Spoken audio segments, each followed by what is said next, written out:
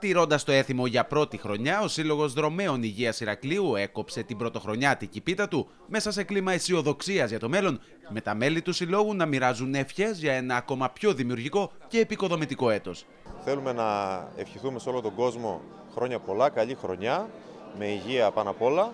Το παρόν στην εκδήλωση έδωσε και ο βουλευτής Ηρακλείου Λευτέρης Αμπγενάκης, ο οποίος είναι και εγγεγραμμένο μέλος, ενώ μέλη του Συλλόγου μίλησαν για τα άμεσα σχέδια ενίσχυσης του Συλλόγου Δρομέων Υγείας. Ο Σύλλογος έχει ξεκινήσει πρόσφατα, είναι τώρα ένα τρίμηνο που έχουμε μπει στο χώρο του τρεξίματος και της αθλητικής ζωής. Στο Ηράκλειο εκπροσωπούμε το Σύλλογο Δρομέων Υγείας Ηρακλείου. Αυτό που μας ενδιαφέρει είναι ο κόσμος να ξεκινήσει να τρέχει, γιατί το τρέξιμο δίνει ζωή, είναι υγεία. Αξίζει να σημειωθεί πως ο Σύλλογος ανακοίνωσε προς τα μέλη του ότι υλοποιεί εβδομαδιαίο πρόγραμμα προπονήσεων κάθε Δευτέρα και Τετάρτη με αποκορύφωμα το Σάββατο, όπου θα δίνει τη δυνατότητα σε μέλη και μη του Συλλόγου που θέλουν να δοκιμάσουν τις δυνατότητές τους υπό συνθήκες οργανωμένης ατομικής χρονομέτρησης.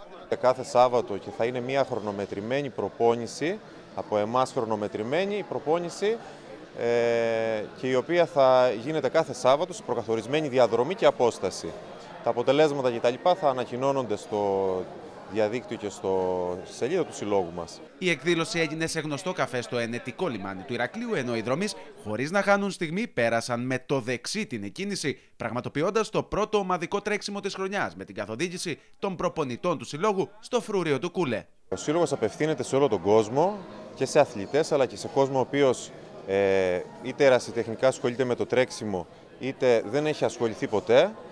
Μας ενδιαφέρει να ξεκινήσει και να μάθει και να το κάνει σωστά, γι' αυτό και είμαστε εδώ για να βοηθήσουμε.